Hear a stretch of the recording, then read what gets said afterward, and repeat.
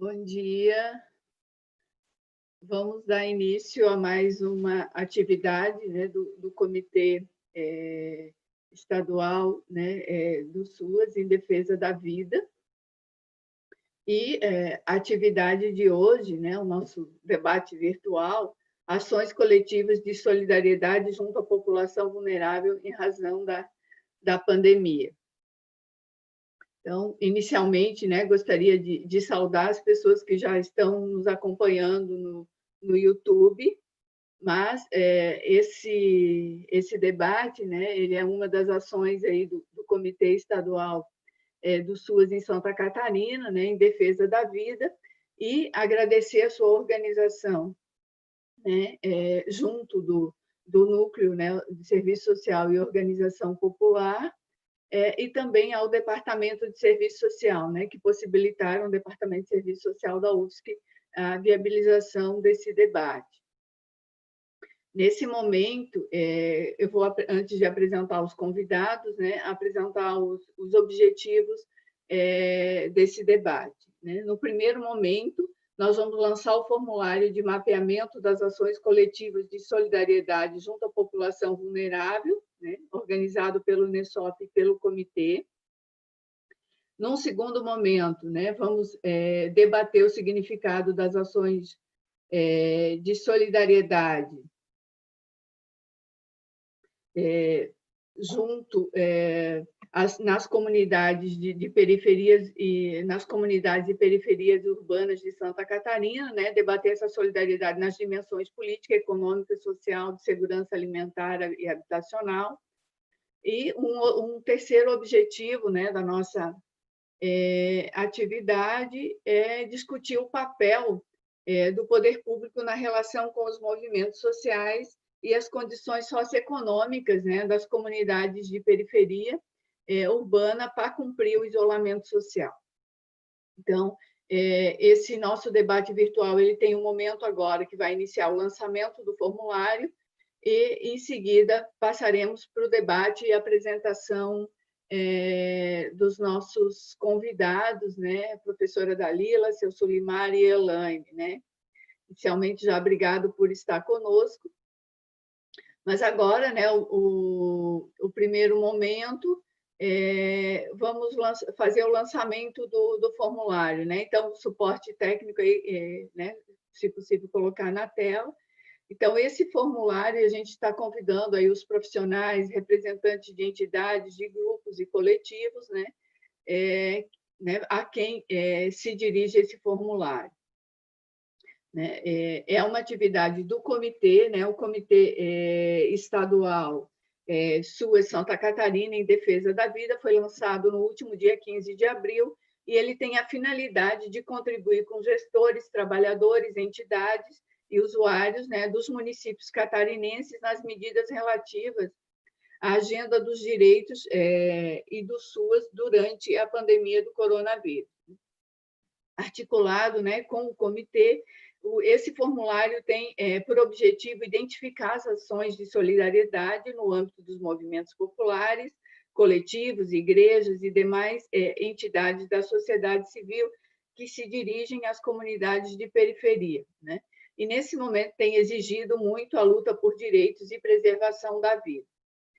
Com esse mapeamento, né, o NESOP e o comitê pretende congregar esse conjunto de esforços sociais e realizar ampla divulgação, né, fazendo um catálogo nas redes sociais, impressa e outros canais de comunicação.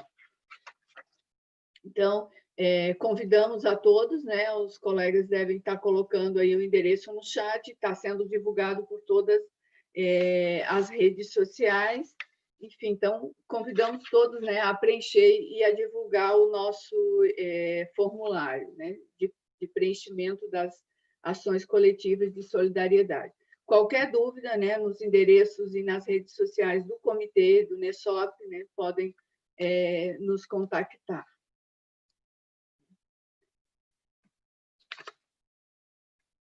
Iniciando agora, né, para a gente fazer o debate do significado das ações de solidariedade, né, e o papel do poder público nesse momento, nós gostaríamos, né, de, como NESOP e comitê, apresentar o entendimento que nós temos, né, e que moveu esse debate, o entendimento de solidariedade, né?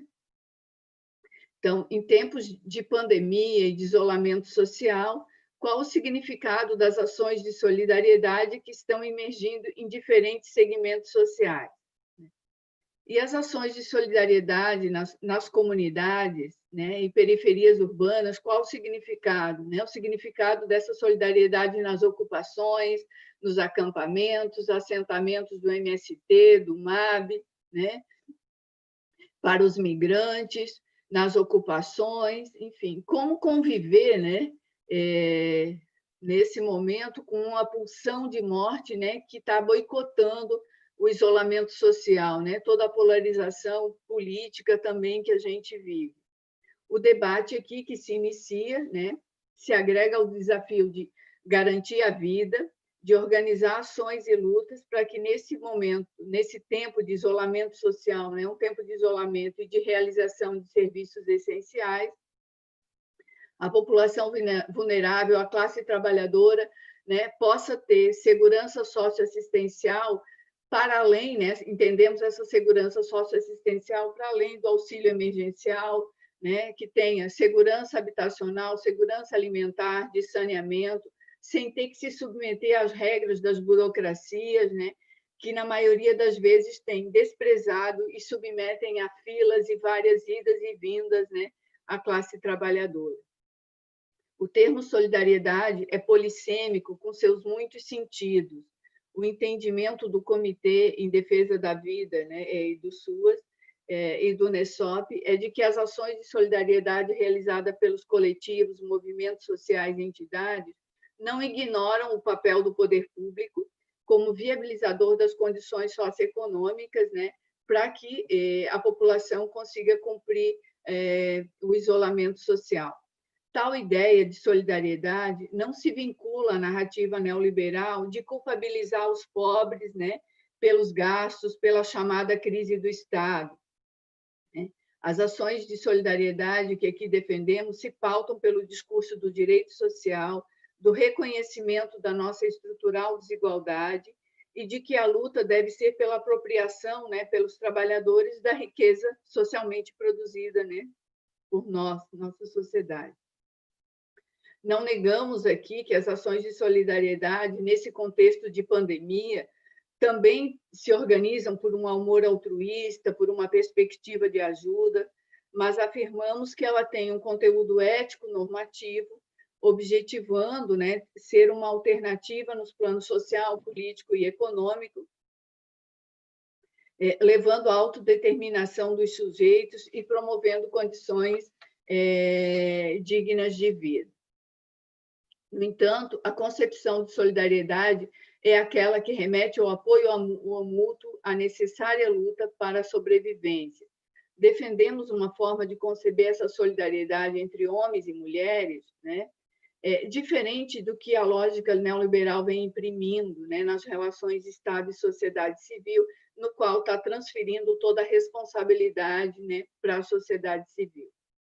A solidariedade, né, também entendemos que ela deve ser utilizada como estratégia de luta pela conquista dos direitos, né, pela classe trabalhadora. E essa estratégia de luta, né, tem sido repudiada e duramente reprimida pelo Estado, né, quando parte da premissa de que os pobres por si só são incapazes de se organizar. As ações, né, dos diferentes movimentos, coletivos, grupos de solidariedade, grupos organizados na conjuntura da pandemia, têm demonstrado que a solidariedade de classe pode cumprir um papel importante de demonstrar pela prática que é possível se organizar a partir dos de baixo, né? E aqui lembramos Florestan Fernandes. E para os nossos convidados, né, como pontapé, estamos, né, todos aí na mesma tempestade, participamos do mesmo esforço coletivo para não deixar a população à deriva, né? Estamos na mesma tempestade, mas não estamos no mesmo barco, né? A desigualdade social explica que não estamos no mesmo barco e temos condições muito diferentes de isolamento social e de acesso a insumos básicos, a condições de higiene, acesso a serviços de saúde e a própria manutenção da vida. Então, com essas reflexões iniciais, vou apresentar os nossos convidados. Aí conversamos inicialmente e combinado que a primeira palavra será do seu Sulimar, a segunda da Dalila e a terceira da Elaine. Seu Sulimar, que vai iniciar agora, ele é membro do Fórum de Religiões de Matriz Africana de Florianópolis e região. Ele é representante dos usuários no Conselho Municipal de Saúde, morador da comunidade Jacatá, enfim, participa da UFECO e de outros movimentos sociocomunitários aqui em Florianópolis de longa data. Então, seu Sulimar, de 12 a 15 minutos. Abra seu microfone, por gentileza. Bom dia, Tânia, bom dia a todos que estão nos assistindo. E vamos aproveitar o tempo, o máximo possível. Eu inicio colocando o que nós, o que eu consegui viver até esse momento, em termos de solidariedade da sociedade civil. Está passando um caminhão aqui fora e vocês sabem que a gente que mora em comunidade tudo é muito apertadinho, então me desculpem algum som de fora. Eu diria, para iniciar a conversa, que as ações que a sociedade civil empenhou nesse início de pandemia evitou uma tragédia maior. Porque nós ficamos... É preciso que se diga que a maioria das comunidades das periferias, no contexto municipal, não vou nem passar para outro nível, a quantidade de trabalhadores informais, se não está igual, eu acredito que é bem maior que o de trabalho formal. Então, o que acontece? O que aconteceu no momento da deflagração do isolamento social. É muito fácil escrever no papel, assinar e mandar colocar no oficial. Isso é muito rápido e muito fácil. Mas em nenhum momento se levou em consideração a capacidade da cidade, das periferias, em, primeiro, atender esse chamamento. Em segundo, se preparar para esse evento. Eu quero dizer, e vai até como um agradecimento, porque eu vivi esse momento, porque aqui na minha residência só tem duas fontes de renda, a meu salário como aposentado e da minha esposa diarista. E, de repente, ficou reduzido a um só. Porque a primeira coisa que o patrão faz é dar dos seus interesses, do patrimônio, do seu lucro. Não está trabalhando, não precisa pagar. Isso criou, nas comunidades, duas situações. Uma, onde eu vou buscar o sustento da minha família. Segundo, onde está o poder público, onde está o CRAS, onde está a assistência social, que é onde eu posso pedir socorro. Então, é preciso que se diga que em Florianópolis são 10 CRAS e que até o momento nenhum deles está funcionando. E por que não está funcionando? Porque não tem condições, nem de pessoal, nem de RH, e muito menos de equipamento. Com computadores ultrapassados, que não têm a mínima condição de atender uma demanda do tamanho de um isolamento social. No meu entender, a primeira resposta tinha, sim, que ser do poder público, que tem o poder na mão, que tem o capital na mão, que tem as condições todas de atender essas necessidades. Porque não foi da noite para o dia. A questão do Covid está posta desde outubro de 2019 no mundo. E nosso país não estava isento de ser atingido. Então, havia, sim, no meu entender, tempo hábil para se organizar alguma coisa para dar resposta à sociedade civil. Então, eu repito que esses grupos de solidariedade, dessas pessoas que se organizaram, esses coletivos, para socorrer esse povo, foi determinante para que não se estendesse uma tragédia ainda maior diante do que se era posto. Não tem como falar sobre essa pandemia, sobre essa questão da solidariedade e principalmente da alimentação.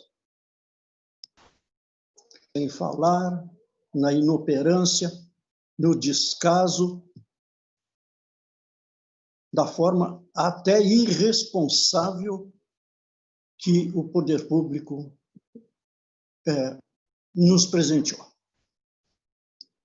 Porque quando tem uma medida, não houve nenhum, até o presente momento, nenhuma ação diretamente nas periferias, nas comunidades periféricas, alertando, explicando, encaminhando o que é o isolamento social e os seus cuidados em frente ao Covid. O que se conseguiu fazer, o que esses coletivos conseguiram fazer, foi, num primeiro momento, para suprir a alimentação. E, num segundo momento, uma tentativa de explicar, de orientar essas populações do que era o vírus, o Covid, quais os cuidados e como fazer. E aí se deparam com um problema seríssimo. Além do despreparo das periferias, as condições socioeconômicas dessa população, que vive, na grande maioria, do trabalho informal. Em subhabitação, em habitações, em casas, onde a sala é dividida com a cozinha, e um quarto dividido entre os filhos, de 3 a 4, e, às vezes, em algumas situações, o casal separado. Que isolamento social se pode propor para esse tipo de situação? Então, a falta de orientação, a falta de capacidade do poder público, com carros de som, subir essas comunidades, parar essas comunidades, foi visível e é fato. É visível e é fato, facilmente de se provar. Para nós que vivemos nessas comunidades, nada é novidade. Nada é novidade. Porque quem viveu abandonado, sem coronavírus, qual é a diferença de estar abandonado agora com essa pandemia? E aí sim, com o risco da vida. É revoltante, sabe? É muito difícil para quem tem um pouquinho de responsabilidade, que vive nessas comunidades e tem um pouquinho de responsabilidade, a viver essa situação. Porque o nosso povo de periferia não está acostumado a mendigar, a implorar por ajuda. Sai pai e mãe à rua trabalhar no informal do jeito que for para trazer o seu sustento. Então, o primeiro problema que aconteceu faltou alimento e as pessoas não sabiam onde buscar. Porque uma coisa é inucrácia, é a obrigação do poder público de manter a assistência social, e outra é ver um coletivo passando na frente da sua casa, distribuindo cesta básica, e sair no portão e dizer: eu estou precisando. A nossa população não estava preparada para isso. Então, a ausência do poder público nessas situações, eu digo que foi criminosa. Porque o fato de rádio, televisão, jornal, fazer toda a propaganda que foi feita, toda a oração que foi feita, não estou desmerecendo, mas era e ainda é insuficiente. Ainda é insuficiente. Porque falta aos agentes do poder público irem a essas comunidades. Conhecer o que é a casa de um trabalhador informal. Então, esse total desconhecimento do que é uma periferia é que leva a essas ações elitistas. Porque nem todo mundo vê televisão, nem todo mundo escuta rádio, até porque tem fatos que são desconhecidos. Porque a própria TV hoje, a imprensa hoje como um todo, ela sofre de uma descredibilidade imensa por ela própria criada ao longo dos anos. Então, no meu entender, faltou essa ação rápida do poder público, principalmente para suprir a alimentação dentro dos lares, para, num segundo momento, então, partir para uma campanha de orientação direta nessas comunidades, e não só ficar sujeita à imprensa. Eu tenho uns dados, e agora é um dado recente, que nos apavora ainda mais. Porque hoje se faz... essas comunidades não têm testagem. Florianópolis só faz teste quando tem sinal, né, sinal de infectação. E isso tendo que ser encaminhado pela Secretaria Municipal de Saúde. Quantos somos os infectados em Florianópolis? Ninguém tem esse dado. Quem nessas comunidades, pai, mãe, irmão, filho, parente, está infectado? Fala-se em testagem? Não. Não se fala em testagem. Então, isso é tremendamente difícil, tremendamente irresponsável. Ontem, tenho dado de Criciúma, que agora foi tornado público. Criciúma fez uma testagem aleatória. Num dia, foram detectados 17.200 infectados. Aleatório e num dia. E Florianópolis? Nós temos esse dado. Isso nos deixa apavorados, nos deixa com tremendas dificuldades para agir.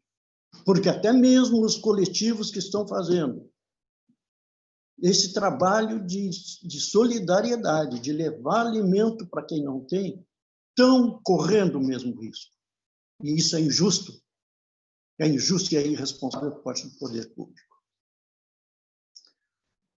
Não se leve, em torno disso tudo, uma crise de abastecimento de água, que nos morros e nessas periferias é constante, a água só na madrugada. E aí fica para discussão. Como nós vamos mudar a situação? E o pós-pandemia? Como vai ficar essa situação depois da passagem devassaladora desse contexto todo. É uma série de dados, eu tenho ainda 13 minutos, menos ainda, mas isso é uma desgraça tão grande que o tempo não nos favorece muito, mas eu fiz um geral do que eu havia colocado, até como já que fui abrir esse debate, para também servir de base, enfim, para que os demais consigam estender um pouco mais sobre isso. E a forma que nós estamos nos organizando. Aqui no Maciço, nós criamos um comitê das lideranças comunitárias, onde a luta, além de buscar alimentação para o nosso povo, e agora em busca dos direitos. Em busca dos direitos. E já temos decisões tomadas e que vai surpreender a população.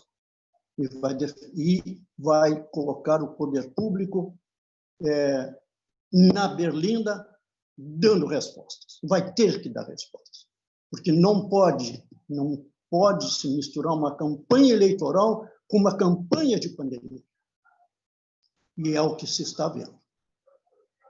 Eu digo, nos terreiros, onde a gente está conseguindo conversar, os terreiros foram os pioneiros, porque foram os primeiros a fechar, foram os primeiros a parar com aglomeração e foram os primeiros, talvez, que tivessem discernimento de sair buscar orientação para esse povo.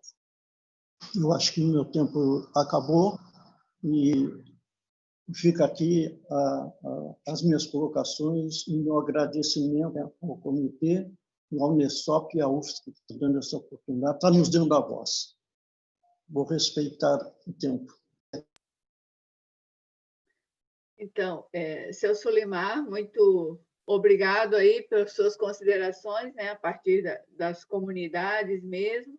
Mas o senhor começou falando sobre os CRAS e depois já tem gente querendo saber um pouco mais sobre esse não funcionamento dos CRAS ou a falta de infraestrutura. Só para o debate depois já fica essa questão. Passando a palavra, conforme o combinado, para a professora Dalila Maria Pedrini, é professora aposentada da FURB, mas trabalha atualmente com assessoria de organizações sociais e políticas, de políticas públicas, envolvida, de corpo e alma na rede de apoio aos imigrantes e refugiados, e assessora do Fórum Estadual do SUAS em Santa Catarina. Ela tem um currículo extenso, mas, enfim, Dalila, fica à vontade aí para o seu tempo, conforme nós combinamos. Bom dia, Tânia, bom dia, Sulimar e Elaine, e a toda a equipe que está nos apoiando. Bom dia a todos que estão nos acompanhando, um agradecimento pelo convite, um agradecimento ao Comitê SUAS, Covid, Defesa da Vida e ao Unesop. E, enfim, vamos à continuidade da reflexão tão bem iniciada pelo nosso querido Sulimar. Inicialmente, eu quero fazer uma homenagem emocionada, a todas as pessoas que estão tombando pela Covid, que nos emocionam dia a dia em nossas casas. Nós estamos reclusos, distanciados, mas muito emocionados com o que ocorre no Brasil. Uma homenagem e um agradecimento a todas as pessoas que estão na linha de frente, permitindo que nós fiquemos em casa e eles estão atuando com a população, e a todas as pessoas das ações coletivas que, incansavelmente, a partir do início, como falou o Sulimar, estão trabalhando, salvando vidas, criando meios de solidariedade. Gostaria de dizer que eu começo acompanhando um pouco a reflexão do Unesop, que portas se fecham nesse período e portas se abrem.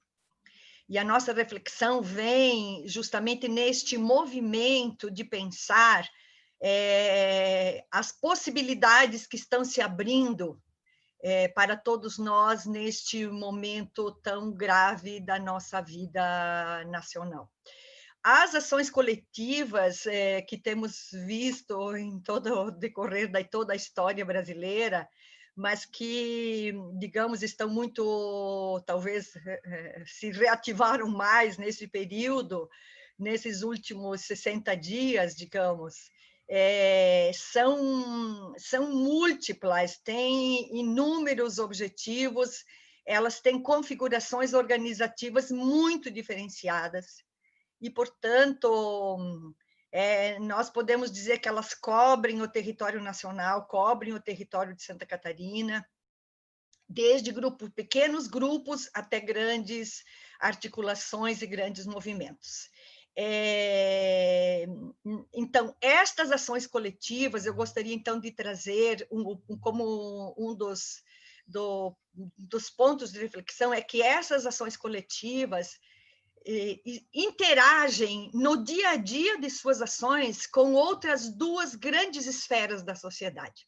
Esta trazida pelo Sulimar, que é a esfera do Estado, dos poderes públicos, que tem um orçamento extraordinário, que é produzido pela riqueza do trabalho humano, não é? Construído socialmente. E temos uma outra instância que é muito importante, que é exatamente o sistema econômico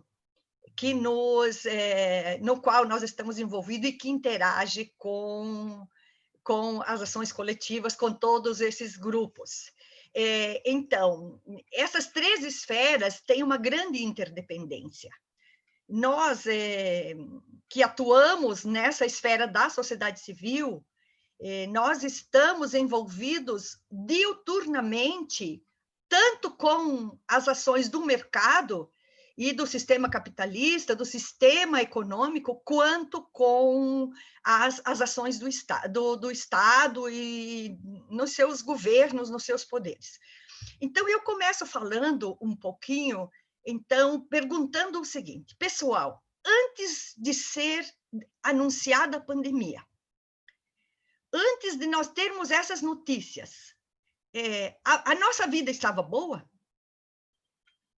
A vida das populações vulneráveis estava boa? Não estava boa, gente.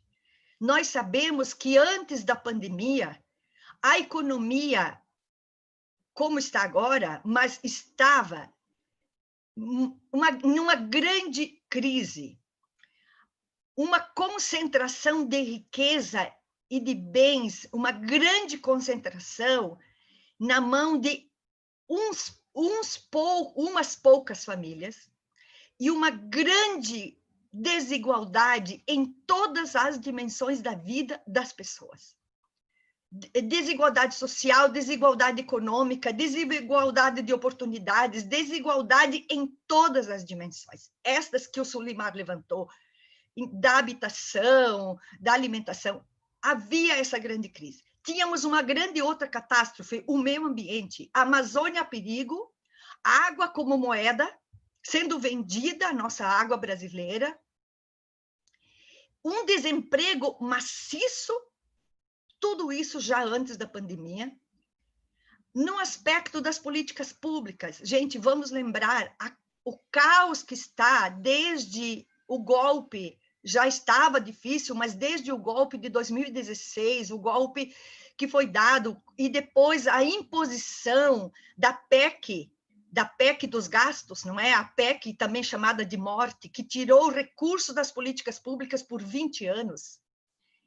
E a sociedade civil também desarticulada, com muitas dificuldades de fazer enfrentamentos diante da grande crise que se instalou, crise econômica, crise política, crise de confiabilidade, crise de utopias mesmo, que se estabeleceu a partir de 2016. já vínhamos com problemas, mas a partir de 2016 tudo ficou muito pior. Então, a grande questão é, chegando a pandemia, ainda piorou. Ainda piorou. Então, quando eu vou falar agora um pouco das ações coletivas, precisamos pensar as ações coletivas neste contexto de uma economia sem alma, de uma economia excludente, de uma economia que deixa as pessoas com muita possibilidade de morte já antes da pandemia. Uma economia que não temos condições de manter no mundo e no país. Não é mais possível pensar ao retorno da pandemia de retomar este modelo econômico. Este modelo econômico, nós temos que claramente denunciar como um modelo econômico da morte. Assim como a pandemia, este modelo econômico é de morte, está matando milhares de pessoas por falta de acesso a seus direitos.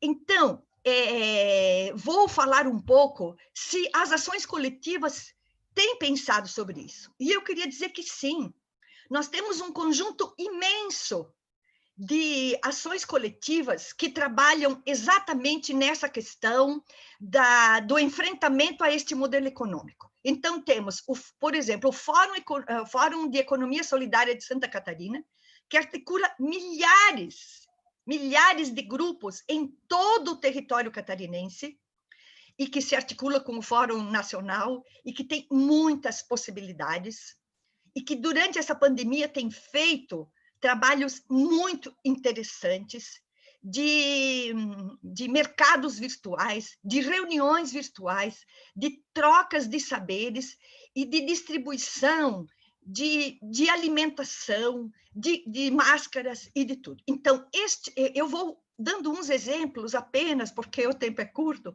mas assim, para dizer, se a economia exclui, nós temos grandes grupos de ações coletivas que fazem ações de solidariedade e, ao mesmo tempo, negam este modelo e dizem o seguinte: uma outra economia é possível e uma outra economia é urgente. Não só é possível, mas é urgente. Nós temos também, dentro desse aspecto de enfrentamento ao modelo econômico, nós temos, por exemplo, as ações de agroecologia, que dizem que nós precisamos um outro modelo de alimentação, um outro modelo de produção de alimentos sem venenos, e superando toda este setor econômico que mata as pessoas pela comida, pelos venenos, pelos inseticidas, por tudo o que vem. E neste movimento ainda tem um outro grande, que é o movimento dos ambientalistas, da natureza. Vejam que Florianópolis saiu na frente e criou a lei dos direitos da natureza. Olha que lindo! Só pelo fato de ser natureza, ela tem direito a sobreviver. Independente de pensarmos a natureza para uso humano, não só para explorar. É o direito. A lei foi feita em Florianópolis, está sendo modelo, inclusive, no Brasil e no mundo. Muito bem. Então, nisso eu estou dizendo o quê? Que há um grande conjunto de atividades de solidariedade, de ações coletivas, que, ao mesmo tempo que fazem ações de solidariedade concreta no seu entorno, mas, ao mesmo tempo, fazem enfrentamento ao modelo econômico. Isso tem que ser valorizado e é importante. Vamos, então, à questão do Estado. O Sulimar já citou, mas eu vou dizer algumas questões também.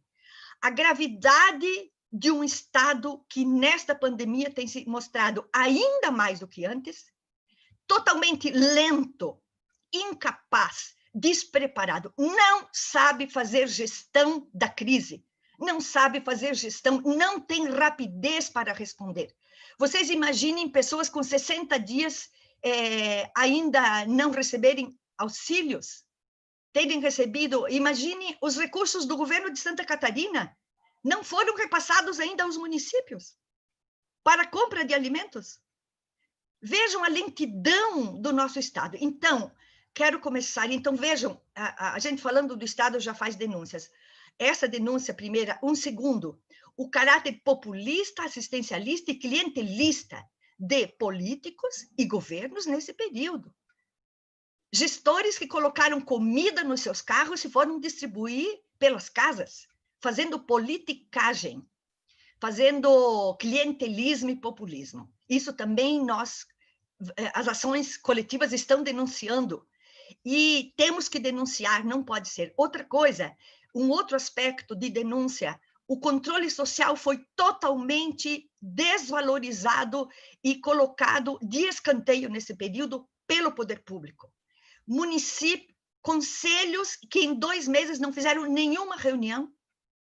Nós temos feito reuniões online, ok? Temos que tentar fazer controle. Nada. Conselhos totalmente alijados do seu papel. Então, o que a sociedade civil fez diante disso? Correu à frente. Milhares de grupos correram, como disse o Sulimar, distribuindo alimentos, distribuindo kits de higiene e de limpeza, distribuindo água, fazendo o papel, não deveria, mas muitas vezes tendo que assumir o papel do Estado que não assumiu. Também precisamos lembrar que a solidariedade neoliberal do empresariado, do grande empresariado, que aparece agora, que a mídia está divulgando, também tem que ser questionada por nós, porque ela é muito pontual. E eles estão fazendo isso também como marketing próprio, e não como aquela perspectiva que nós e que todas as ações coletivas têm colocado. Então, diante disso, além dessa distribuição, eu quero dizer que também as ações coletivas fizeram um grande papel de orientação. Eu quero perguntar para vocês exatamente em relação aos imigrantes e refugiados. Quem foi que correu na frente para traduzir o material para que ficasse em linguagem acessível para os imigrantes haitianos, por exemplo?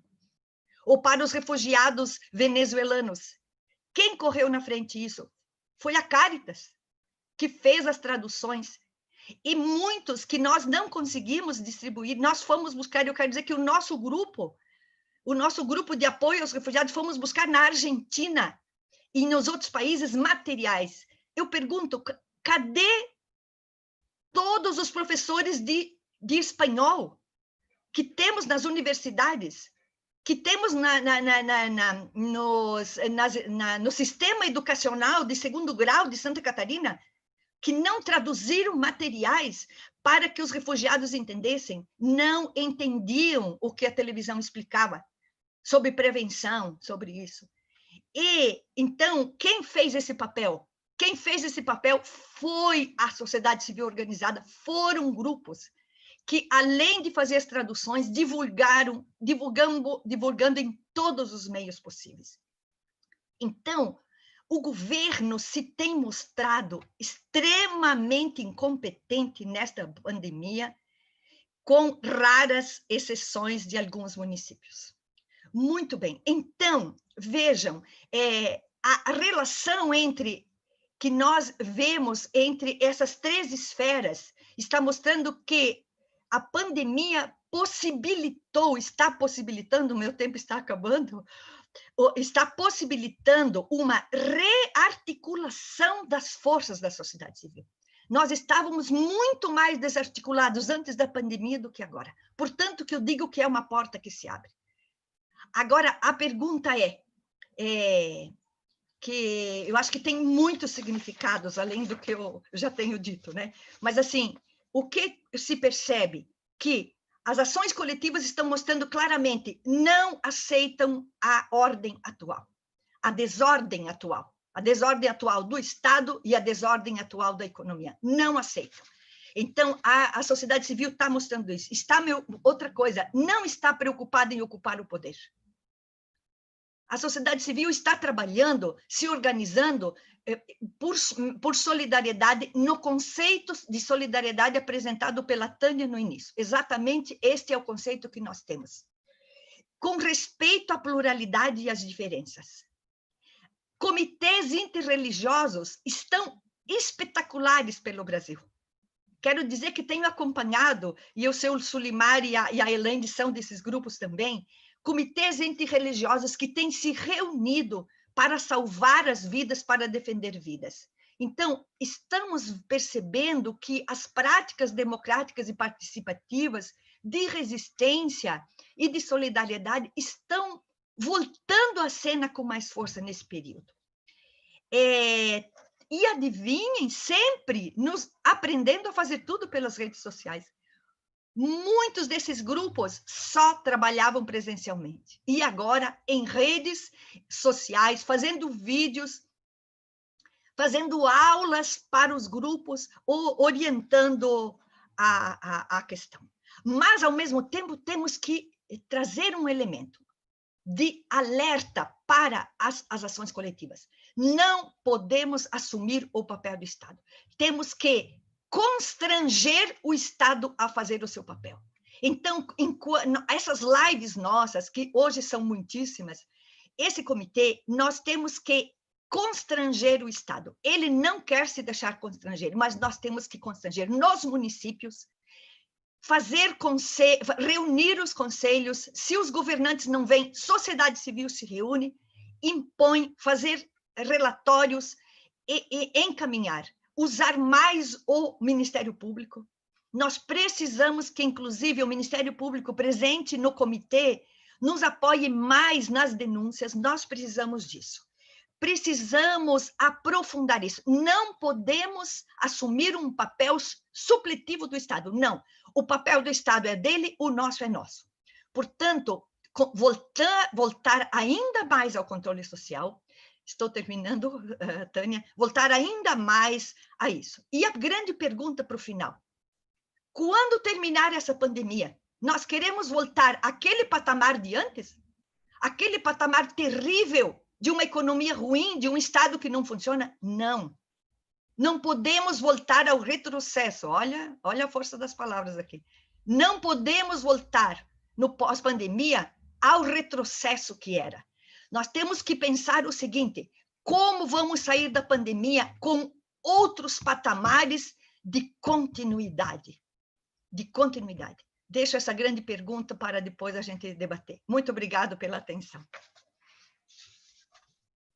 Dalila, aí, muito obrigado, né? O público que está nos assistindo está interagindo, dialogando bastante com as ideias que vocês estão colocando no chat, né? Enfim, muita reflexão aí para o nosso tempo e para a militância que continua. Agora, né, chamando a Elaine Salas para a terceira exposição, né? Importante colocar que a Elaine é participante do 8M em Santa Catarina, né? Um movimento de mulheres, militante da cultura e das pautas de mulheres, atua junto à Unidade Popular Sindical e é conselheira de cultura, né? Do município de Florianópolis pela Setorial de Teatro. Então, Elaine, fique à vontade aí, né? Com o seu tempo também aí, conforme a gente combinou. Bom dia a todos e todas. Gostaria de agradecer ao Unesop e ao SUAS pelo convite de estar nessa manhã de tanto aprendizado. É sempre muito bom ouvir as companheiras e os companheiros que nos trazem tantas reflexões importantes para esse momento. E agradecer a oportunidade de poder participar enquanto 8M Santa Catarina, falando um pouco dessas ações de solidariedade, né? E aí, quando a gente já pensa, nossa, mas por que tem existido tantas ações de solidariedade, né? Em Florianópolis, pelo menos, eu conheço um sem número de ações que estão acontecendo em vários âmbitos institucionais ou de organização social que tem se colocado, e aí a gente percebe que isso só acontece porque tem uma brecha gigantesca que o poder público tem deixado, como a própria Dalila citou agora, né? Se nós temos que intervir em ações de solidariedade é porque uma peça está solta dentro desse processo todo, né?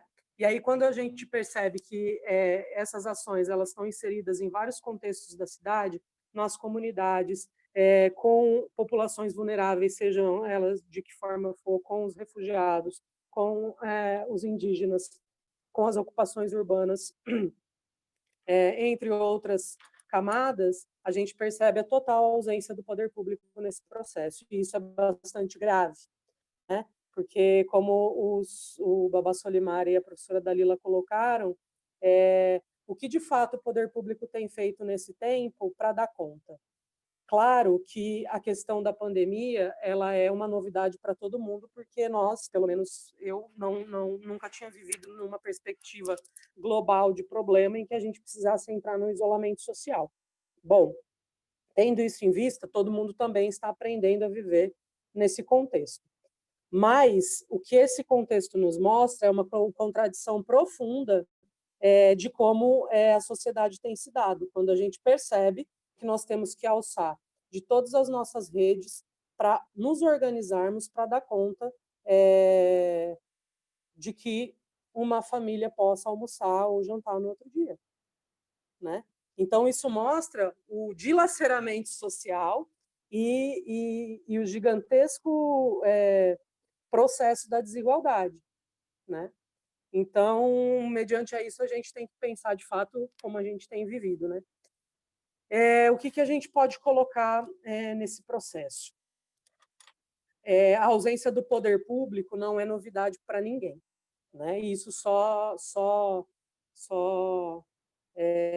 escancara a contradição desse processo, né? E aí, quando existem as ações do poder público, elas são extremamente às avessas, né? Elas são extremamente assistencialistas, de pouquíssima informação para todas as camadas da população. Elas não dão conta, né? Acreditam, de fato, que uma cesta básica vai dar conta da garantia de uma família, né? E aí a gente percebe nos nossos contatos na nossa rede de solidariedade, que é muito para além disso, né? Que aí a gente tem questões de medicamento, a gente tem questões de saúde, a gente tem outras questões básicas, como gás de cozinha, como fralda, como leite, né? Então, uma cesta básica, ela não vai suprir a necessidade total de uma família, né? E aí as pessoas têm a necessidade de pagar seus aluguéis, né? De outras situações. O que a gente tem percebido nas redes de solidariedade, principalmente aqui o 8M tem tocado, e aí a gente faz esse trabalho no sentido de um acolhimento mais profundo, que não fique como uma ação pontual que resolva uma questão a curto prazo e não se mantenha, né, uma relação com essas famílias mapeadas, porque a gente entende também que o processo não é assistencialista, e sim um processo de solidariedade na perspectiva que a professora Tânia já tinha colocado, né? Então, a gente faz um acompanhamento, né, dessas pessoas para saber as necessidades, né? E a gente percebe toda essa dificuldade, né? Porque a segurança alimentar não está garantida pelo arroz, feijão e óleo que vem na cesta básica, né?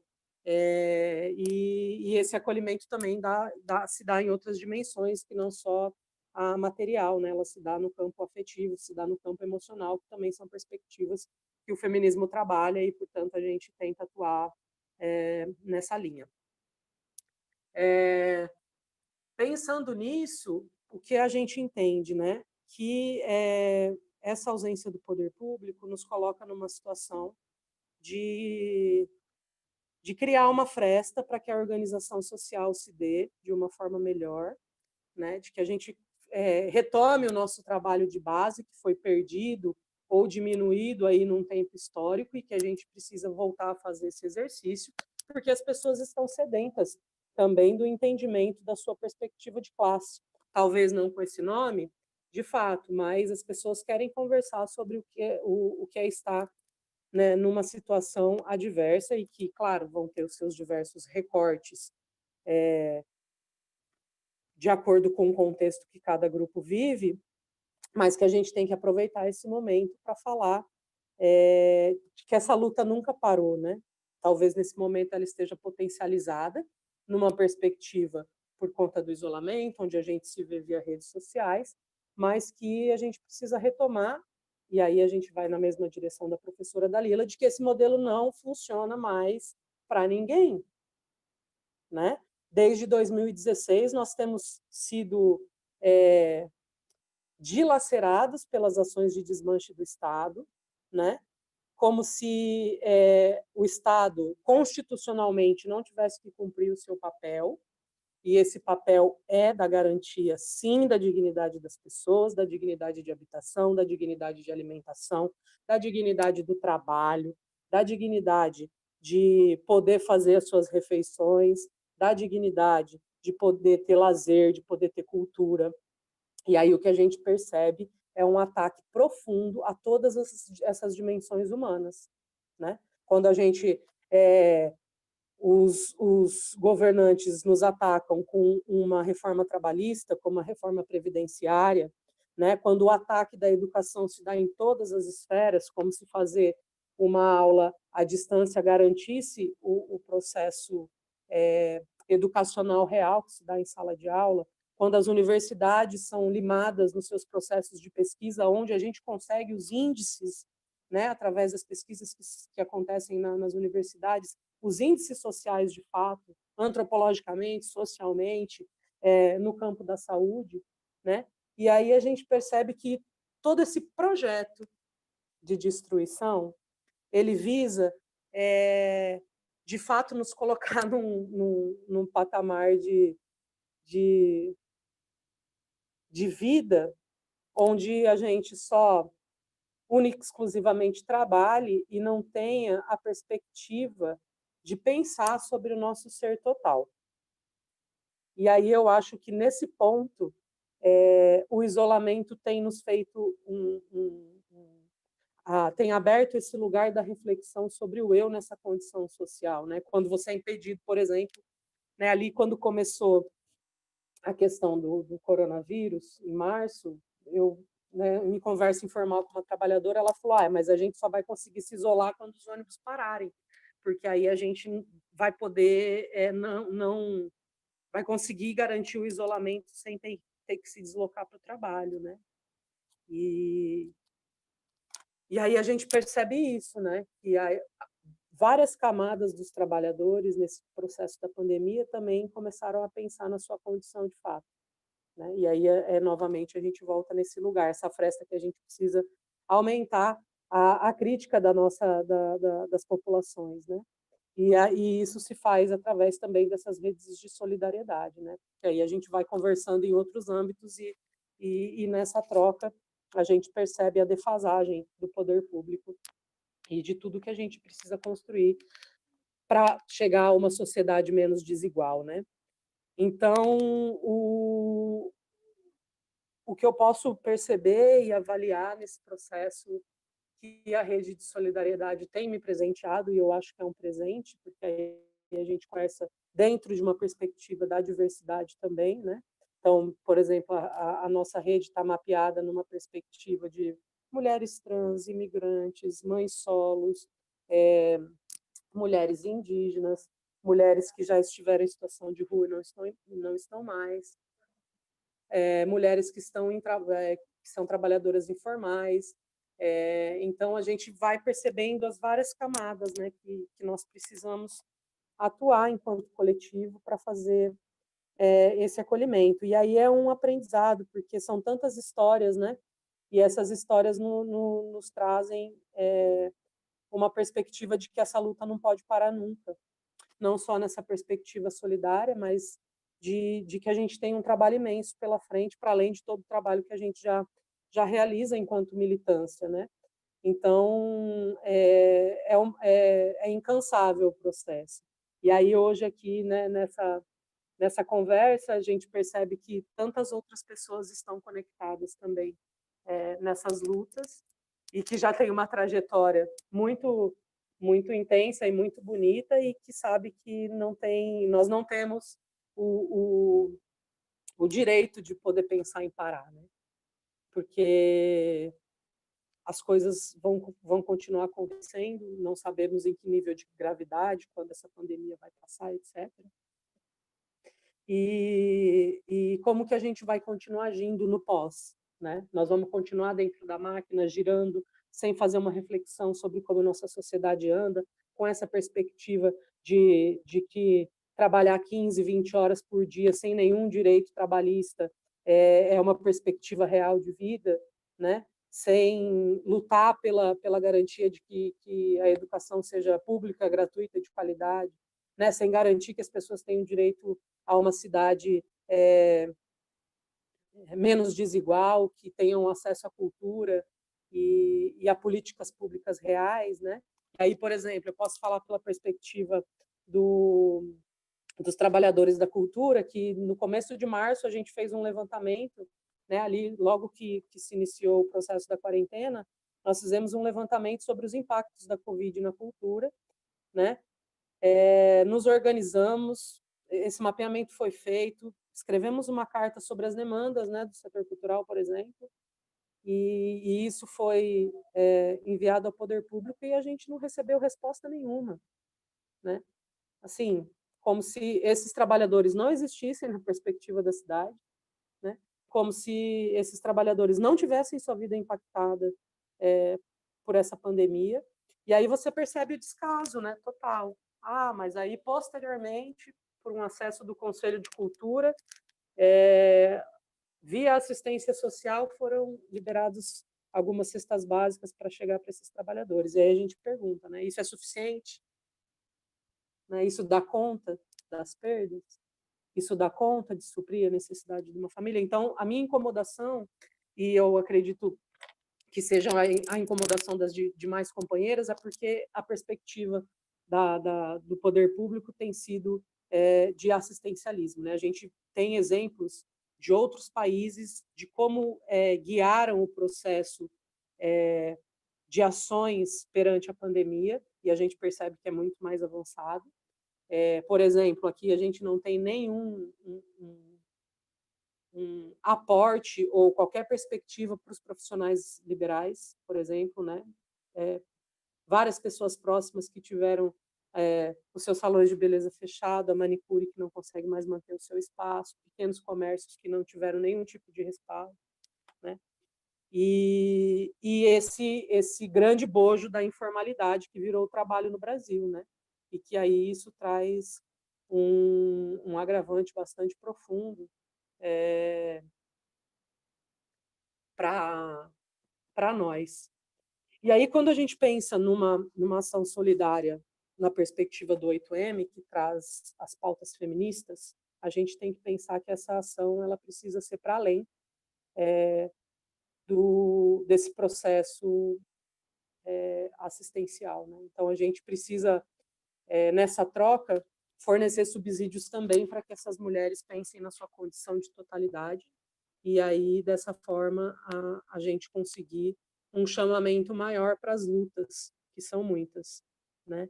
E aí eu lembro de uma fala de um companheiro do MST há muitos anos, que se o prato de comida não está garantido, como é que você vai falar de revolução, né?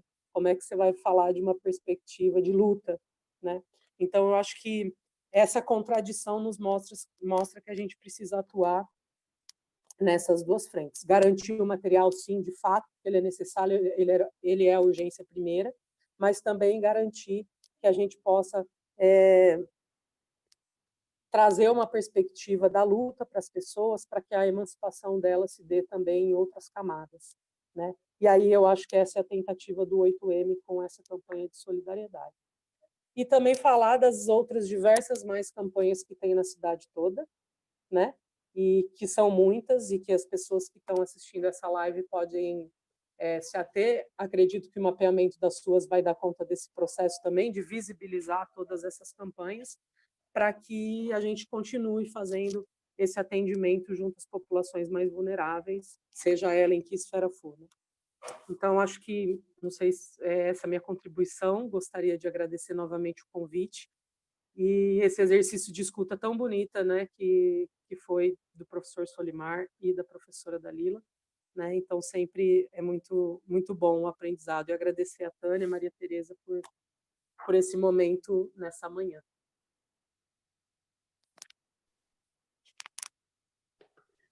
Muito obrigado, seu Solimar. Volta para a câmera aí, seu Solimar. Dalila, Elaine, né, pelas questões, e o público aí interagindo bastante.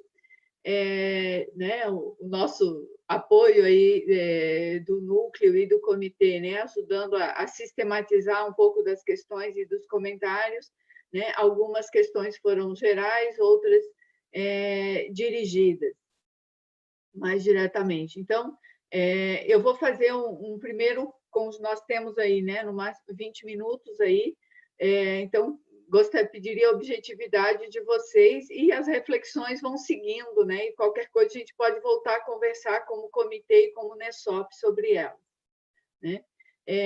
Algumas questões aqui dirigidas para a Dalila, né? O que falta são planos de contingência, né? E o alcance deles, né? É invisível, né? Não tem visibilidade quando se tem plano ou se tem. Precisamos de plano de contingência de assistência social em Santa Catarina e para os municípios catarinenses, né? Pensados e construídos com trabalhadores e usuários. Uma outra questão também de reflexão, né? Não podemos confundir solidariedade com assistencialismo. Solidariedade de classe é fundamental, assistencialismo jamais.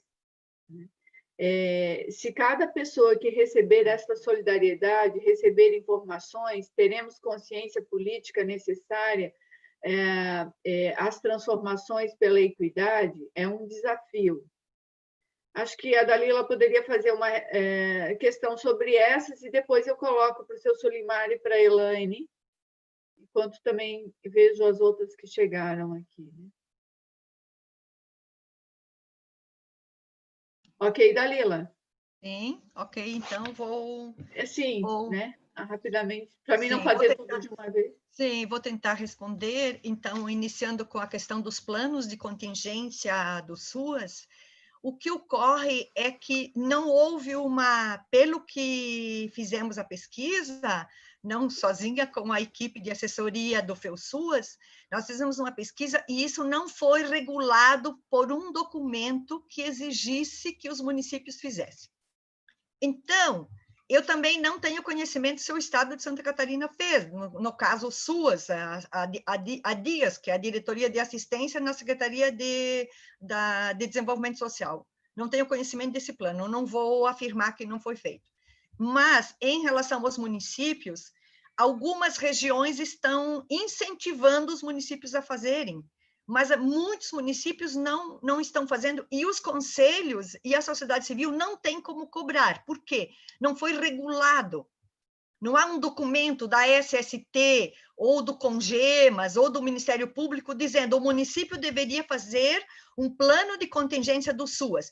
Como atuou durante a pandemia, como atua agora na saída, digamos, né, nesse período de que, digamos, ainda estamos, mas já estão abrindo as várias categorias para o trabalho, não é? Santa Catarina, no meu entender, abriu muito cedo e por isso nós estamos com essa situação grave de tantos números.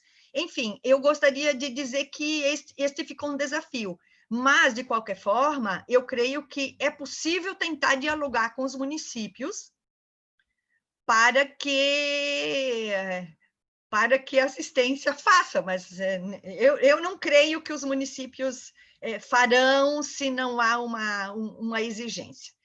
O que se constata que, de modo geral, os municípios estão fazendo, essa é a fala dos trabalhadores com quem eu tenho falado, os municípios fazem o que querem, estão fazendo o que querem, sem conversar com os conselhos e sem conversar com a maioria dos municípios não tem conversado com os trabalhadores e com os usuários nem se fala.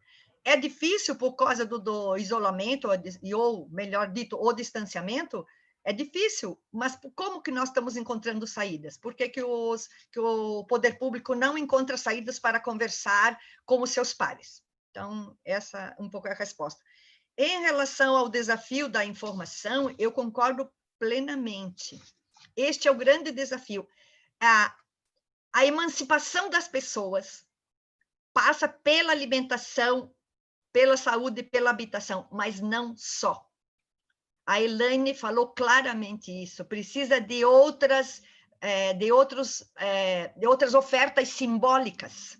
A informação deste período se tentou fazer digamos, a imprensa fez um pouco, mas, assim, uma pergunta para vocês. Os municípios de vocês publicizaram exatamente como é que estava sendo a oferta de serviços?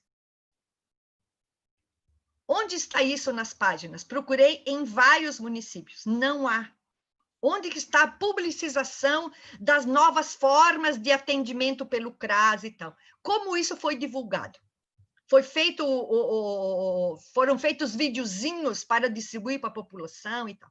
Então, mesmo a informação dos serviços ficou precária, mas vamos falar de uma outra informação, da informação em relação a continuar fazendo controle social, informação em relação ao nosso papel como cidadãos, mesmo isolados. Então, eu creio que isto está sofrendo um baque nesse período. Quando se retomar, esta é uma fala que eu acho que todos nós, das ações coletivas, e os trabalhadores de políticas públicas, os trabalhadores das UBSs, os trabalhadores dos CRAS, dos CRES, os trabalhadores da segurança pública, os trabalhadores da segurança alimentar e nutricional, todos os trabalhadores da linha de frente, precisamos retomar com seriedade a informação à população. Nas salas de espera, em todas as formas, em grupos, não há mais como pensar que se leve a população como se a população só tivesse corpo, como se a população só precisasse de algumas questões. Temos todos os direitos. O direito à informação é um direito inalienável como o outro também, para que a pessoa possa se emancipar, criar sua autonomia e possa ter cidadania ativa. Obrigada, Tânia.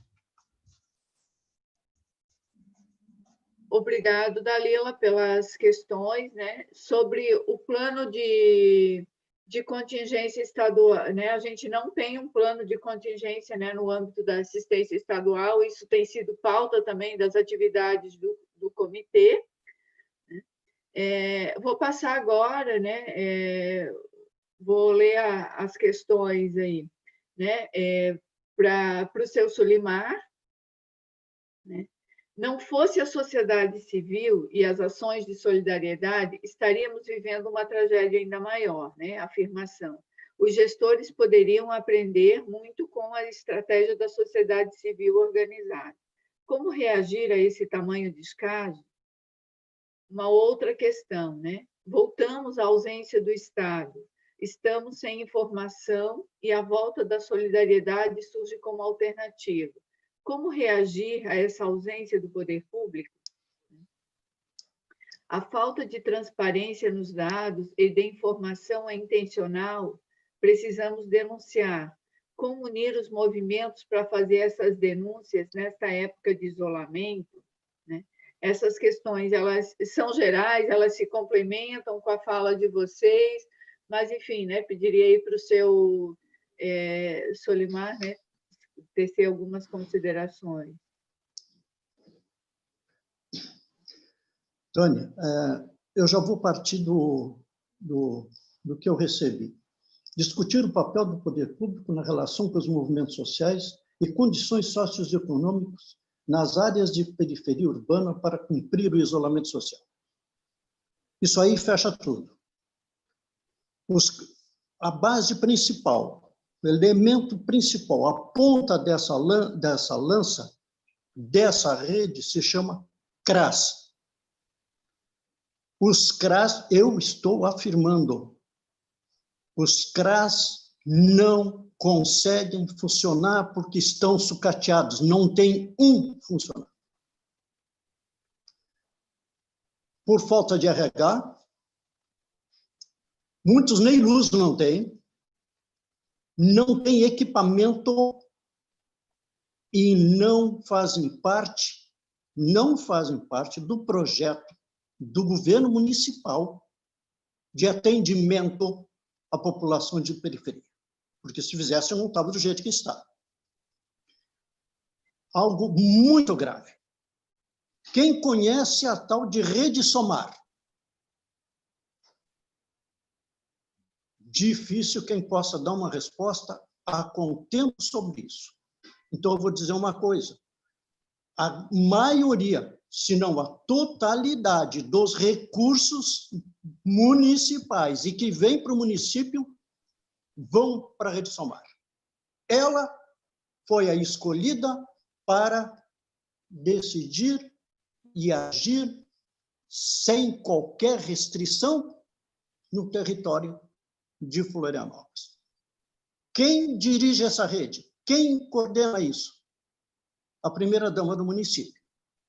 A mesma que lançou um vídeo em todas as redes sociais desqualificando a ação dos coletivos de solidariedade que estavam agindo, dizendo textualmente: não doem para estranhos, doem para a Rede Somar. E eu tenho o vídeo guardado na nuvem, que é para não sumir. E não tem quem não tenha. Que discutir com o poder público, de que forma? Se criou um comitê, não sei que nome tem dentro da prefeitura, mas a sociedade civil foi alijada desse processo.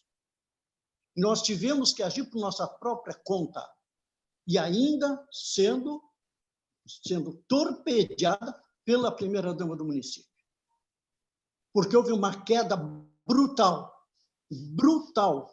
nas doações para esses coletivos. E atingiu quem?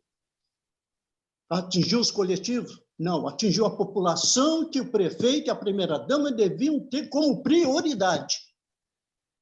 E isso não é nem politicagem, isso é desumanidade. Isso deixa bem claro o que o poder público municipal de Florianópolis pensa da sua população trabalhadora que sustenta essa cidade, que sustenta esses poderes. E eu vejo essa maior e a principal denúncia sobre isso. E as poucas cestas que foram colocadas, que foram distribuídas, ainda em associações e direcionados só para os filhos, para os amigos do rei, para justamente amarrar e criar currais eleitorais. Foi o que eu coloquei na minha primeira fala. Antes da vida está sendo colocada a campanha eleitoral do prefeito da cidade. Isso é desumano. Isso é crime contra a vida. E os fatos estão visíveis, estão por aí, fácil de se comprovar isso. O movimento criado na internet eu vejo como uma armadilha. Hoje, um público maior do que um grupinho, né, que se consegue formar numa live. Essas lives vieram num momento em que nós tivemos que nos reinventar. E reinventando, a gente atingiu e consegue atingir até um público bem maior do que as reuniões presenciais. É ótimo, mas nós temos que ter cuidado para não cair nessa armadilha. Porque senão nós vamos, pós-pandemia, nós vamos ficar nas redes sociais e nós vamos esquecer do povo. Nós vamos esquecer da discussão que a Elaine colocou, de que o que os coletivos estão fazendo não é trabalho nosso. Quem tem que estar fazendo isso é o poder público. E que não fez, e teve tempo suficiente para formar, são mais de 2 meses de pandemia, entendeu? Os planos de emergência, Covid-19, para dar resposta a essa sociedade empobrecida, de como se sustentar nessa pandemia, que não tem data para terminar. Não adianta ficar flexibilizando. Como fica o SUS nessa história? Os atendimentos nessa história? Porque até agora nós estamos navegando em águas mansas. apesar das mortes, apesar das quantidades, apesar dos 17.200 de Criciúma, e que não se sabe as outros municípios quantos são, o inverno está chegando. E se nos outros países onde o inverno, a pandemia chegou em tempo frio, nosso ainda não chegou, porque nós aqui ainda estamos numa temperatura alta. E quando chegar essas temperaturas baixas? Então, como que em 2 meses uma prefeitura não conseguiu montar um plano de emergência? E que pode, será que já não está pronto? Por que ele não é divulgado? Por que ele não é discutido já anteriormente com a sociedade civil organizada? Por que ele não está lá?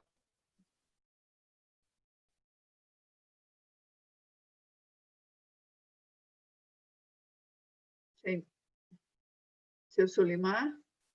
Fechou o microfone aí, seu Solimar. Num momento como esse, onde nós estamos numa pandemia, onde nós estamos em momentos difíceis, nós vamos agir. O que nós vamos esperar de um poder público que não respeita ninguém? Porque as suas ações falam por si.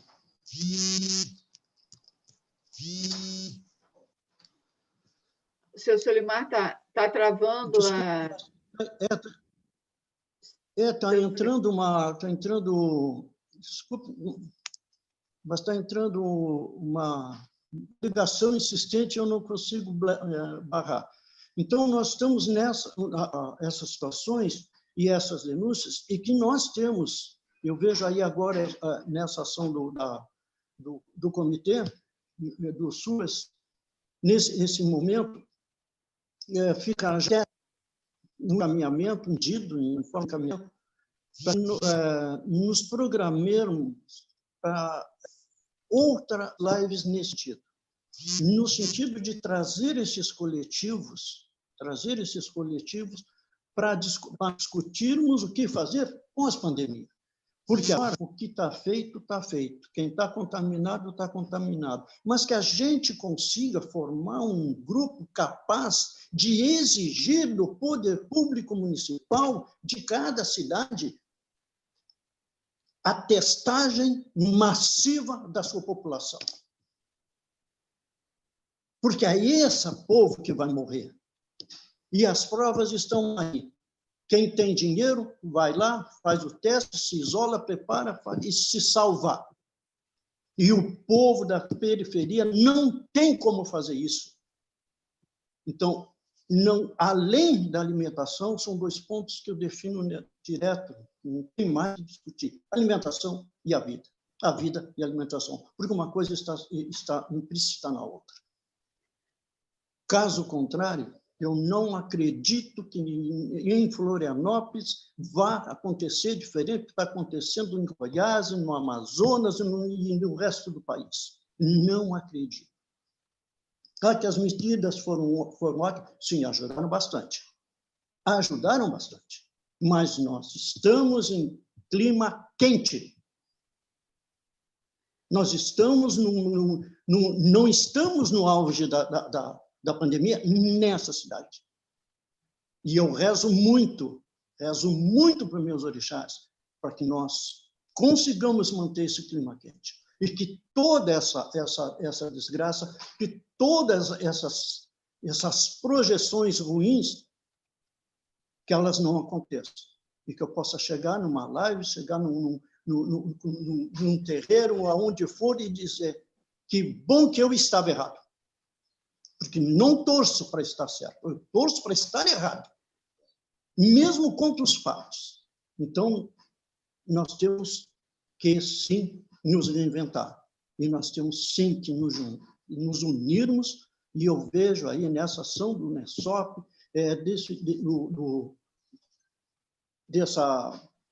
desse comitê do SUAS, essa possibilidade. Porque se vocês conseguem nos chamar, conseguem nos colocar, nos dar a oportunidade de colocarmos as nossas experiências, que são as experiências das comunidades de periferia, nós sozinhos não vamos fazer nada. Porque do poder público municipal, raras exceções, e em Florianópolis não é essa exceção, não temos voz, não temos como mudar essa situação. Vamos ter que ficar vendo as desgraças acontecerem, as mortes acontecerem nas famílias, sem poder fazer nada. Porque somos uma voz que não somos ouvidas, não estamos incluídas dentro dos planejamentos do poder público. É que aqui também tem tempo de sala, o tempo online, só queria... Eu fico esperando por você e tem toda a autoridade de me avisar. Obrigado. Eu tinha solicitado. Então, vou passar para a Elaine aí as questões que apareceram, né? Que são muitas aqui, nessa tentativa de síntese. Elaine, né?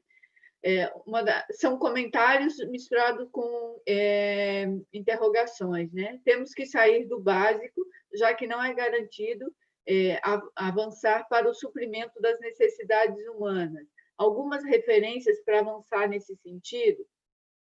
Outra, né? Como analisar a ausência de recursos extraordinários em Santa Catarina, do governo estadual, para garantir os direitos básicos nesse tempo de pandemia? Eu acho que essa é uma questão mais geral, né? Mas também, além do auxílio emergencial, que não chega à Central Única das Favelas, né? A CUFA que está presente nas comunidades, né? O que significa ter dignidade no contexto de pandemia? Como avançar efetivamente na direção das necessidades humanas, de superar as necessidades imediatas?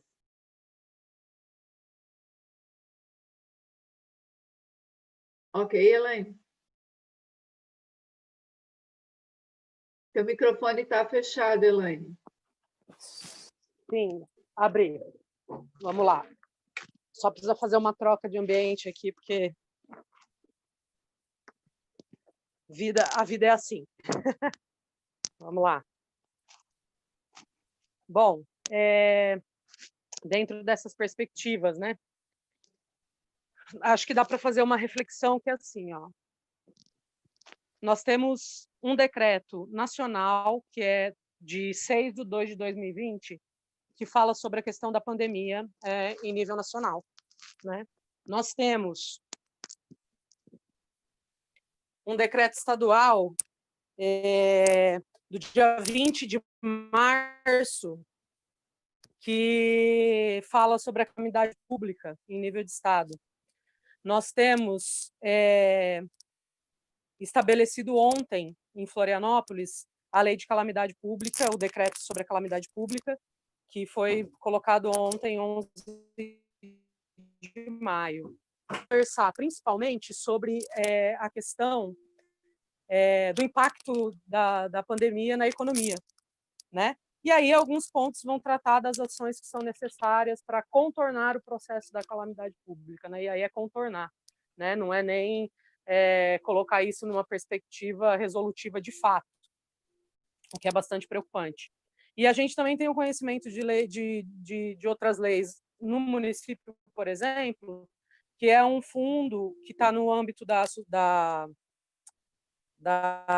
defesa civil, que garante que o município possa tomar ações em tempos de calamidade pública, né? Então, todas essas coisas, elas estão postas, e se existisse, de fato, interesse político, nós conseguiríamos ter uma perspectiva muito melhor de atendimento às vulnerabilidades do que está tendo agora. Se há 3 anos atrás, o senhor Jean Loureiro, prefeito do município de Florianópolis, não tivesse colocado um pacote administrativo onde ele tirava 2 horas do cumprimento do trabalho dos trabalhadores da saúde a partir de uma perspectiva de gratificação, e ele reduziu isso a 6 horas, o que impactou completamente os postos de saúde na cidade toda. A gente não teria, por exemplo, hospitais públicos municipais.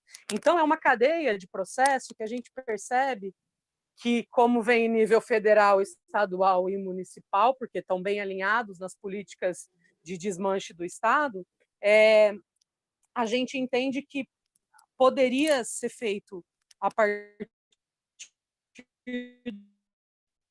do poder público um outro. Então, uma coisa que aconteceu lá há 3 anos, hoje está fazendo falta no município, né?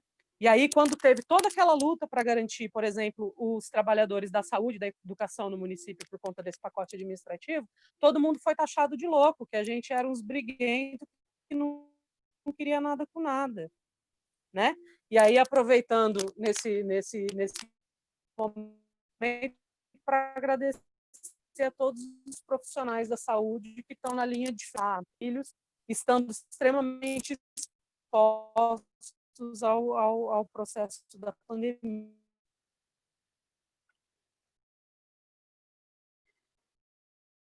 Travando aí, Elaine. Elaine?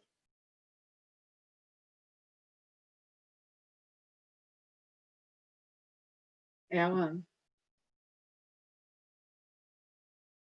Gente, se ela voltar, né? Enquanto isso, né?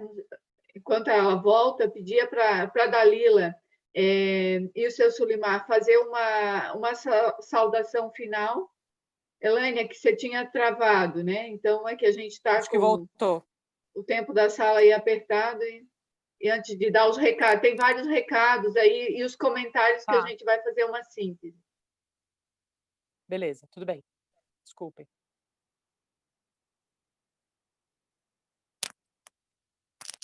Você quer encerrar, Elaine?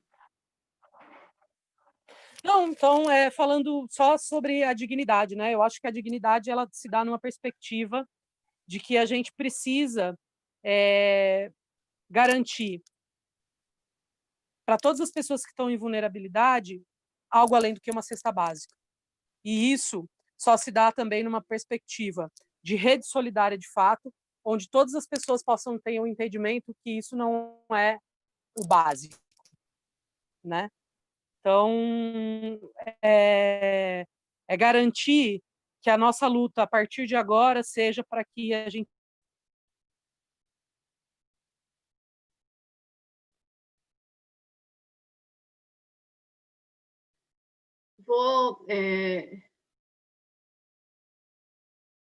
Vou pedir, então, enquanto para a Dalila fazer a saudação final, depois eu faço os comentários e os recados aqui, enquanto ela volta.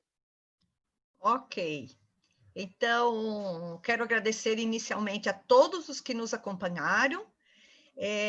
Na minha saudação final, eu quero saudar todas as pessoas do Projeto Produtor de Águas, de Balneário Camboriú e Camboriú, pela luta para que a gente continue tendo água, colocando os nossos sítios e as pequenas propriedades dos agricultores para a produção de água, para que o povo tenha água.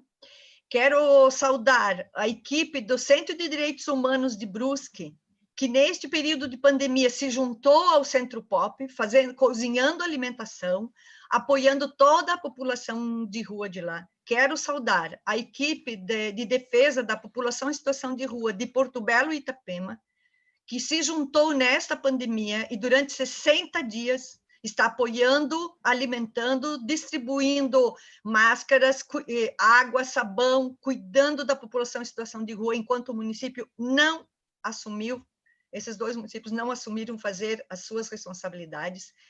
Saudar todas as pessoas desta luta, deste período, e dizer a todos que o próximo, quando voltarmos, como diz Sulimar, não sabemos se vai demorar muito pouco, e talvez teremos novos ciclos, e etc., mas, ao mesmo tempo, dizer o seguinte: não podemos voltar ao retrocesso anterior. Temos que pensar em novos patamares de relações com a economia e com o Estado. E, na verdade, continuar fazendo o nosso papel de cidadania ativa. Não concordo com, não vamos misturar com voluntariado neoliberal, não vamos misturar com assistencialismo neoliberal, não é isso. o nosso papel é outro, de cidadãos ativos, fazendo controle social, cobrando por novos patamares de vida ofertados ao povo brasileiro. Muito obrigada. Ok.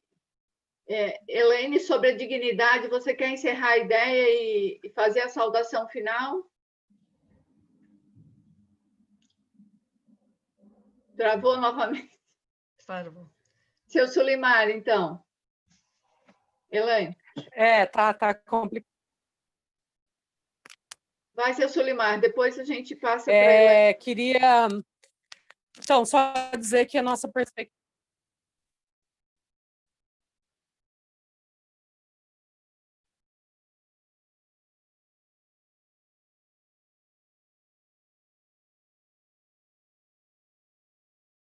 Seu microfone está fechado. Abriu. Oi.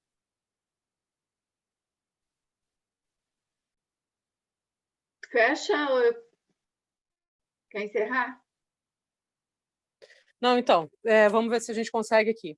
E, enfim, a nossa perspectiva de dignidade tem a ver com essa emancipação total das pessoas, né? E ela se dá nas várias...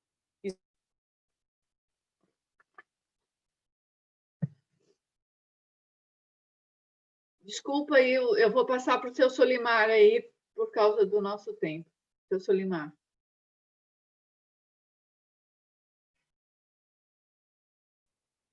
Bom, finalizando, né, agradecer muito, muito, em primeira mão, ao Unesop por organizar, né, essa mesa, esse espaço, junto com a...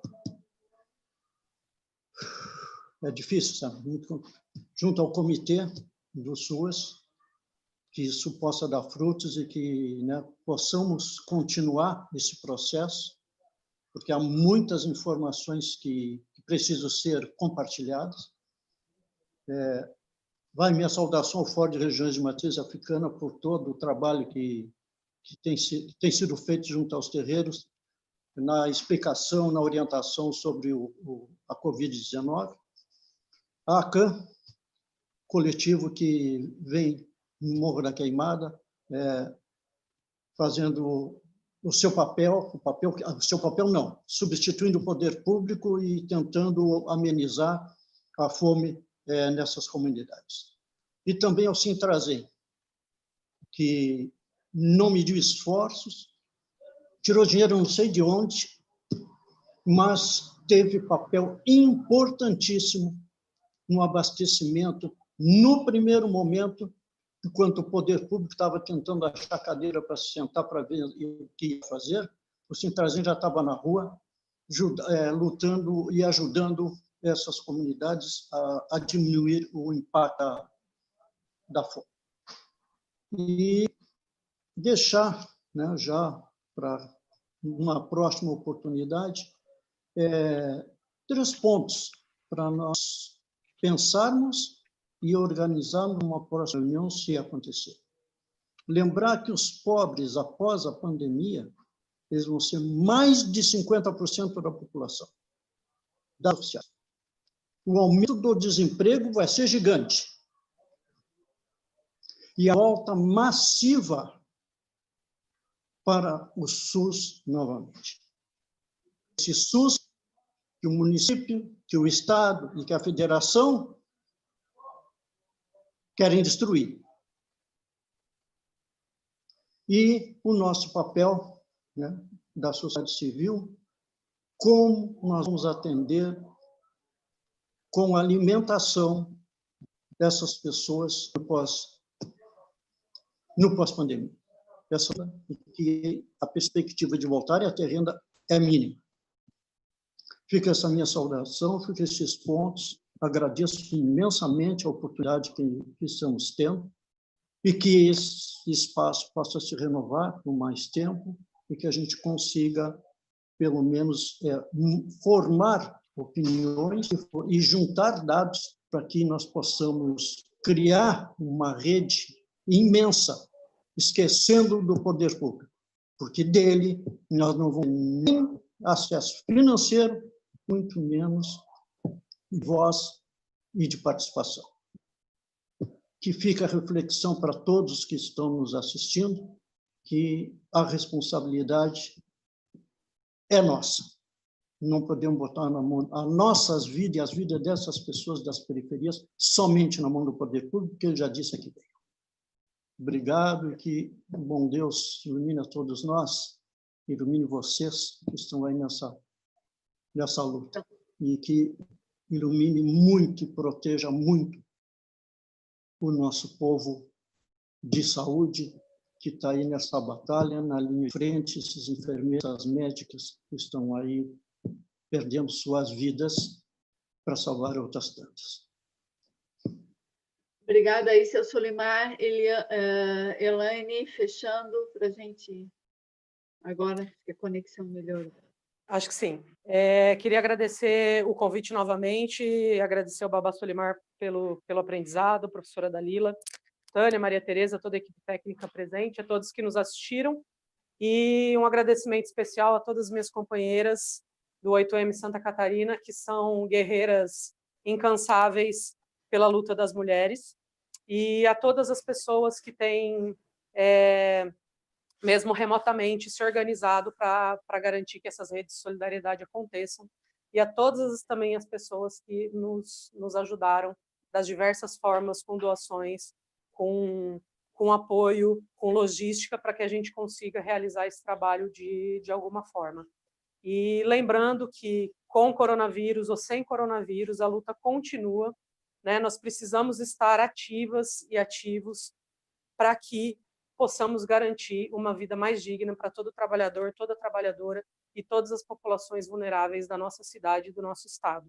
Então, o apelo aqui é que, mesmo quando você acha que você não pode fazer nada, o pouco que você faz junto com o pouco vira uma coisa muito grande. E a gente precisa continuar nessa luta.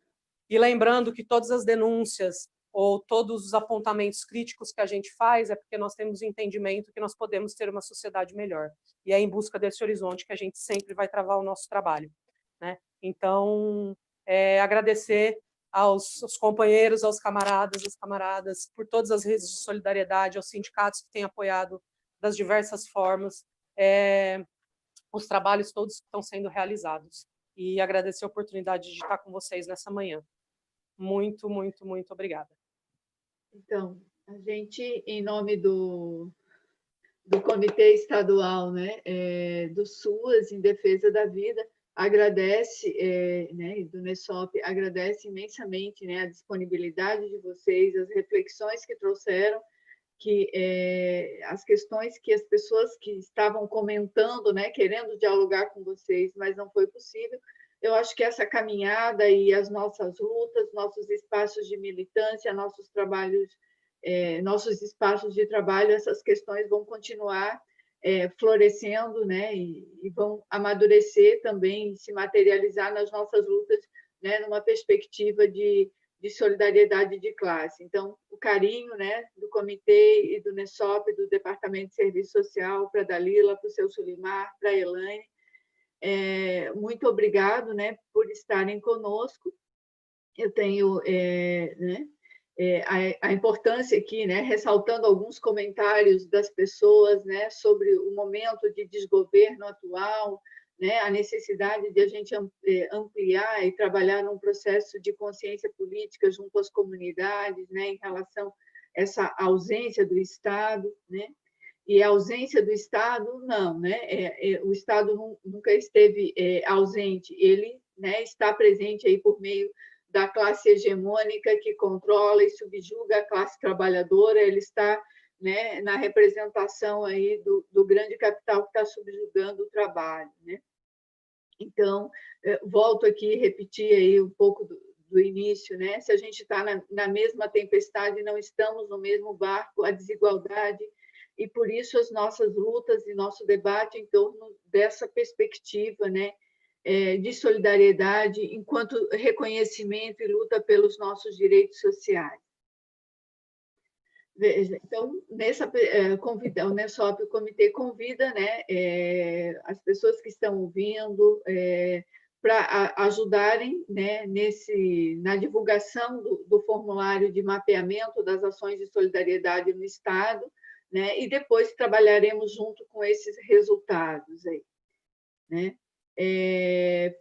Por fim, a gente quer lembrar que, como atividade do comitê, nos próximos dias, vocês podem acompanhar nas nossas redes sociais, né? Tá sempre é um conjunto de atividades, de informações para vários segmentos sociais, para vários trabalhadores, e teremos agora, no dia 18 de maio, às 16h30, né, um quarto diálogo promovido pelo NUSERJ, né, que com a temática Rede de Enfrentamento à Violência contra a Mulher, né, a Lei Maria da Penha. Então, dia 18 de maio, às 16h30, né, acompanhando no site e aqui no YouTube do comitê. Também queremos lembrar que amanhã, dia 15 de maio, né, é o Dia dos Assistentes Sociais, então queremos cumprimentar aí todos os colegas de profissão que estão junto conosco, né, saudando pelo dia amanhã, dia 12, o último foi o Dia do Enfermeiro, então são trabalhadores, né, bastante importante nessa conjuntura, mas, enfim, saudar também todos os trabalhadores, né, essenciais nesse momento, né, lembrar aqui, né, como foi o início da fala da Dalila, as mais de 13 mil pessoas oficialmente, né, que sucumbiram pela pandemia, né, da Covid-19, né, toda a questão da subnotificação que temos. Agradeço, né, todo o suporte e o apoio técnico, pedagógico, político aí, da professora Maria Tereza dos Santos, da professora Eliane Keller, da Maria Regina, né, Ávila, e aí por trás, tecnicamente, também professora Luziele Tapajós e a Marina. Fechamos esse debate e continuamos conversando aí nos e-mails do UNESOP, do comitê e nas redes sociais e na luta, né, de que cada um de nós faz parte. Muito obrigado, né? Encerramos esse momento.